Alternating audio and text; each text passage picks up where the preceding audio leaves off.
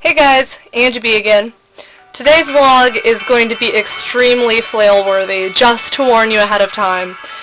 Granted, most of my vlogs are very flail-worthy, so I guess this is, the rigueur du jour. Anyway, so today's vlog is about the 10th Kingdom, which, if you were born anytime in the very late 90s and don't remember, 10th Kingdom was a great miniseries that was by Hallmark Entertainment. It originally aired on NBC back in 2000. Okay, it's almost been 10 years. I can't believe it. I can't believe that it's almost been 10 years. It's ridiculous. Anyway, so the 10th Kingdom, right? It's this awesome, epic, 6-hour miniseries about this regular girl named Virginia who lives in New York. She supports her dad, Tony, who's a janitor for a really fancy apartment building. And she works at a little cafe in Central Park, and they just kind of have this slightly blasé, sad, life together in the apartment. Her dad's kind of useless. I mean, he means well, but he's not very capable, and he's never really gotten his act together since her mother left them when she was very young. And Virginia has a lot of mommy issues because of this. And then one night, Virginia is riding her bike through Central Park on her way to work, and she ends up accidentally running over a Labrador Retriever. Well, little does she know, this Labrador Retriever is actually a prince from a magical fairy tale world. He was turned into a dog by his evil stepmother, of course. I mean, do they ever come in any other kind? And she is determined to make sure that he stays a dog forever, or to even outright kill him, so that he won't interfere with her plans to basically take over the 9 kingdoms, the 9 fairy tale kingdoms. And the 10th Kingdom is referring to our world, basically New York City, because when a trio of trolls follow the prince through the magic mirror that he escaped through, they come to New York and they're like, what is this? It must be the fabled 10th Kingdom. Anyway, so Virginia and her dad end up falling in with this prince, and then a wolf named Wolf, Scott Cohen, ends up being set after the prince by the evil queen. And he ends up falling in love with Virginia, and then all this crazy stuff happens, and then her dad can talk to the prince, and then they all go back through the mirror, and they end up in the magical 9 kingdoms of fairy tales, and they have to go on this big epic quest to, change the prince back into a human, and so that Virginia and Tony can get back home, and Wolf's just trying to make Virginia fall in love with him, and they go to Snow White's cottage, and there's dwarves, and magic, and Little Bo Peep, and it's just amazing, okay? Basically, every Grimm's fairy tale you can think of is referenced in some way, shape, or form in this miniseries. Yes, the special effects are kind of dated in this because, it was 2000, it was Hallmark Entertainment, so, they didn't have a ginormous budget. But I think in terms of television miniseries, the special effects are still pretty good. And the cast is fucking awesome, okay? You've got Anne Margaret, you've got Scott Cohen as Wolf, Rutger Hauer plays the Huntsman, John Larroquette is Tony, Virginia's dad, Cameron Manheim is Snow White, Ed O'Neill is, the king of the trolls, Diane West plays the evil stepmother, Kimberly Williams, also known as Kimberly Williams Paisley, because she married Brad Paisley, she plays Virginia. But it's just a great miniseries, because you get tons of fairy tale references, you get an epic quest, you get the epic romance of Virginia and Wolf, and that's really what the whole point of this vlog is. Virginia and Wolf, they are awesome. I love them so much. They were one of my very first ships, because I was huge. When this aired, when this originally aired, I was in the 7th grade. I had just moved, I had just changed schools, I had just gotten my first, real bona fide girlfriends, and we all watched this on TV and then fangirled about it and had to talk about it in school. And then I got a copy of the book, the adaptation of the miniseries, and we passed this thing around like it was, currency. And, I've read it so many times that the pictures are falling out of it.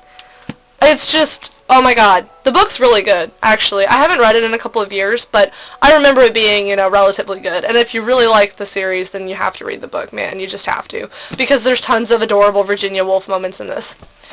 Anyway, so, Virginia Woolf, right? Okay, Virginia is kind of awesome because she doesn't really want, she talks in the beginning about how when she was a little girl and she dreamed that she'd be a princess and that the apartment she lived in was a magical tower and some prince would come and whisk her off her feet and everything. But she's gotten kind of beaten down by life because her mom left, her dad kind of just became useless. She had to get a job that she didn't like at all as a waitress, and she's been kind of beaten down by life, and she definitely doesn't trust anyone. She's very, closed off. And I love Virginia, and I've always kind of, related to her, because she always wanted more, but she always felt like she was trapped. Like, she, because of family, and because of money, and because of her past, she felt like she really didn't have a lot going for her. So I always really sympathized with Virginia. And then when she gets taken to the magical land and she ends up in the 9 Kingdoms, it's incredible because all of a sudden all these fairy tales are true, and she starts to realize that there's a really dark side to all of this magic, and that, for every awesome thing magic does, there's a horrible thing, and she just faces a lot of darkness, and she just comes through it and is awesome, and faces her past and faces her issues with her mom, and learns to trust, and it's just great. I love watching her development throughout the miniseries because she becomes more and more kick-ass as it goes along. I really love Wolf, okay? Wolf might be one of my favorite characters in anything. At first when you meet him, he's very shady. The queen finds him in a prison, like a fairy tale prison, and of course he's like the big bad wolf, and he's been put in prison for worrying sheep and for causing mayhem and stuff. And so he's got this kind of bad boy air to him. But then when he comes over to New York and he starts, he meets Virginia and gets caught up with her family and everything, he gets so ridiculously adorable because he immediately falls in love with Virginia. And he's like, wolves mate for life, I will only love you. And it's just adorable because he becomes kind of useless and soppy, and he goes to a therapist and talks about his issues with his family and how he's always, been kind of pressured into being bad because it's supposed to be, the wolf nature and everything. And then he, starts reading self-help books and crap, and it's just friggin' adorable. And, how to make women love you when you love them and books like that. It's just so funny. And then he just gets even more adorable because they come over to the 9 Kingdoms, and he's trying to flirt with Virginia, and he's trying to woo her and, give her flowers and stuff and convince her that he loves her and that he'll do anything for her. And then when they get to the Little Bo Peep land, it's his time of the month, and he gets really sexy and really angsty, and it's just delicious and amazing. And Scott Cohen is really fucking pretty in this miniseries. I wish I had a good picture of him, but he's really fucking pretty in this miniseries. And he says things like huff puff and cripes, and it's just so endearing. Oh my god. And what I love about this series is that they set up the love story, and you get, satisfaction. You don't get, tons of angst and then nothing. You don't get, the hint that maybe something happened. You get satisfaction. It's amazing. Also, the finale is great, and it's amazing. I love this miniseries. It's full of magic, and it's full of darkness, and the characters are likable, and there's a lot of comedy in it, and it's really well done. I really enjoyed this miniseries. If you can, track down the 10th Kingdom, man. It's awesome. It's totally worth however many hours it is without commercials. I think it's 5 hours or something. 417 minutes. I can't do math in my head, so I don't know how many hours that is, but yeah, it's really awesome. You should totally check it out.